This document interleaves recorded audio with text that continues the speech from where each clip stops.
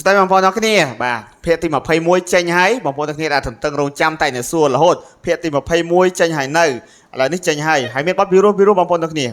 អាចcheckមើលបានហើយភាគច្រើនគឺច្បាប់ Busan Nova ក៏ច្រើនផងដែរបងប្អូនទាំងគ្នា check មើលនេះសំណងជើងសិតតែ MM ណាហើយសភៅនេះមានលក្ខណៈពិសេសណាបងប្អូនទាំងគ្នាមិនមែនសភៅពិបាកក្នុងការលេងអីទេសភៅនេះគឺងាយស្រួលមែនទែនខ្ញុំឧទាហរណ៍បទBusan Nova ចុះខំតែជឿចិត្តណានេះខំតែជឿចិត្តចេះតើតើនឹងនេះគេមានប្រាប់ឈ្មោះចង្វាក់ស្រេចបងប្អូនទាំងគ្នាប្រើ Busan Nova ក៏បាន Busan Nova ក៏បានហើយតង់តាំប៉ូបាទគេបញ្ជាក់ស្រេចណាហើយសំឡេងនេះមានសំឡេងណា flute ប្រើខ្លុយណាប្រើខ្លុយហើយដល់កន្លែងចម្រៀងហើយមាន ABC នៅខាងក្រោមនេះទៀតណាខាងលើគឺជាអក្សរដៃខាងឆ្វេងខាងក្រោមនេះគឺជា note ABC ចឹងបងប្អូនទាំងគ្នាលេងទៅ Re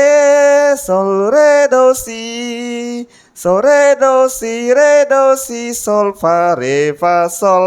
Fa Sol Fa Sol Si Fa Sol Si Do Sol Do Re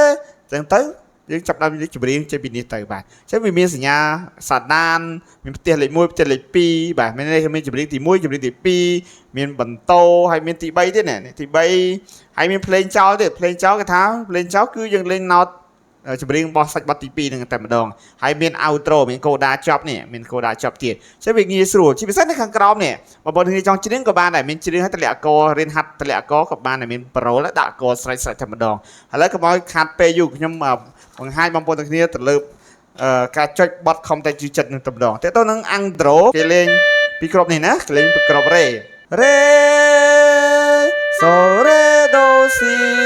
យើងក៏លាស់ដៃក៏ព្រោះដែរ sol re do si re do si sol fa re fa sol ដល់កន្លែងនេះគេក្លែមតម្លាក់ចូលច្រៀង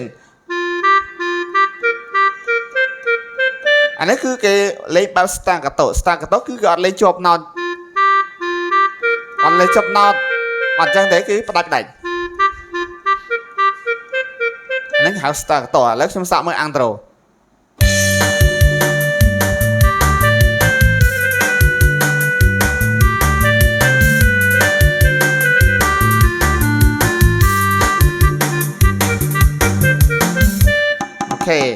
ឥឡូវយើងទៅចម្រៀងទី1ចម្រៀងទី1គឺខំតែជឿចិត្ត re ណាចេញពី sol sol re do si sol si do re អានេះអក្សរ sol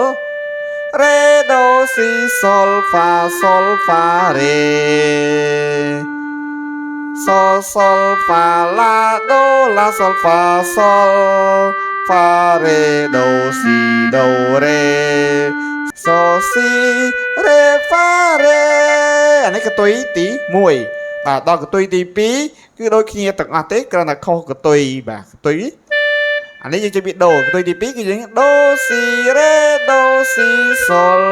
អានេះកតុយទី2ណាតែប៉ុណ្្នឹងទេអញ្ចឹងបងប្អូនគ្នាលេងកតុយទី1ចូលផ្ទះទី1លេងកតុយទី2ចូលផ្ទះទី2បាទប៉ុន្តែសាច់បត់អាខាងលើគឺដូចគ្នាតែមួយទេណាអូខេអញ្ចឹងបន្ត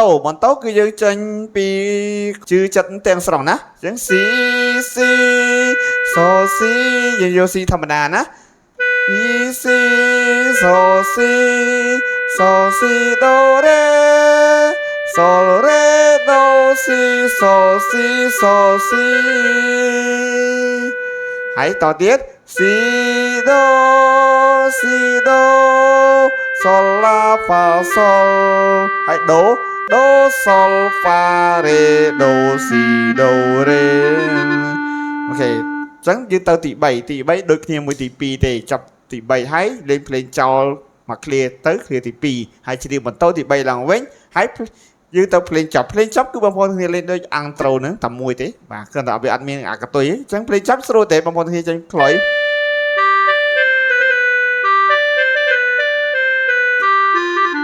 ចាប់តែម្ដងណាភ្លេងចប់ប៉ុណ្ណឹងទេ